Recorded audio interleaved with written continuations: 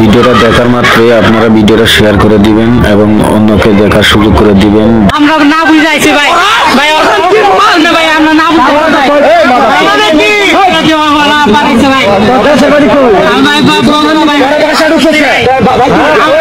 আকমা মোজাম্মেল হকের বাড়িতে ভাঙচুরের চেষ্টার সময় তার স্বজন এবং অনুসারীদের পাল্টা হামলা আহত হয়েছেন বেশ কয়েকজন। এ নিয়ে বিস্তারিত জানতে চাই।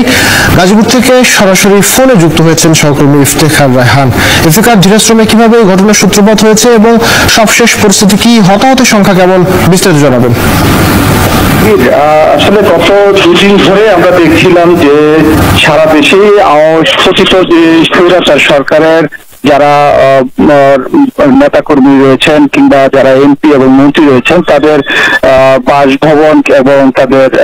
বাসাবাড়িতে বিক্ষুব্ধ ছাত্র জনতার যে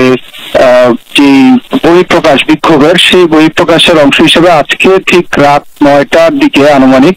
এ সময় গাজীপুরের মহানগরীর ধীরাশ্রম এলাকায় সাবেক মুক্তিযুদ্ধ বিষয়ক মন্ত্রী ও গাজীপুর জেলা আওয়ামী লীগের যিনি সভাপতির দায়িত্ব পালন করছিলেন আকমা মোজাম্মেল হক, তার বাসভবনের সামনেও বিক্ষুব্ধ ছাত্র জনতা অবস্থান নেয়। ঠিক সে সময় আসলে আকমা মোজাম্মেল হকের যারা অনুসারী রয়েছেন এবং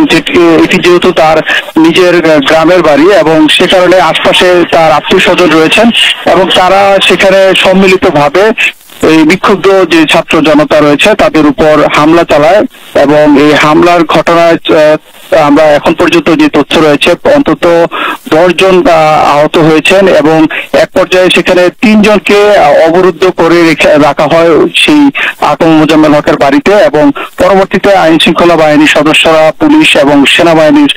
সদস্যরা ঘটনাস্থলে যায় এবং সেখান থেকে 3 জনকে গুরুতর আহত অবস্থায় উদ্ধার করে শহীদ তাজউদ্দিন আহমেদ মেডিকেল কলেজ হাসপাতালে নিয়ে ভর্তি করা হয়।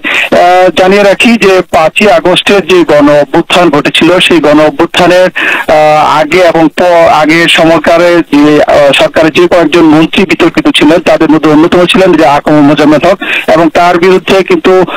বৈষম্য বিরোধী ছাত্র আন্দোলনের বেশ কয়েকটি হত্যা মামলা এবং সহ বিস্ফোরক মামলা রয়েছে। সেসব মামলায় তিনি পলাতক রয়েছেন এবং তিনি, আমরা যতটুকু জানতে পেরেছি, তিনি সেই 5ই আগস্টের পর থেকে ভারতে পলাতক অবস্থায় রয়েছেন এবং সেখানে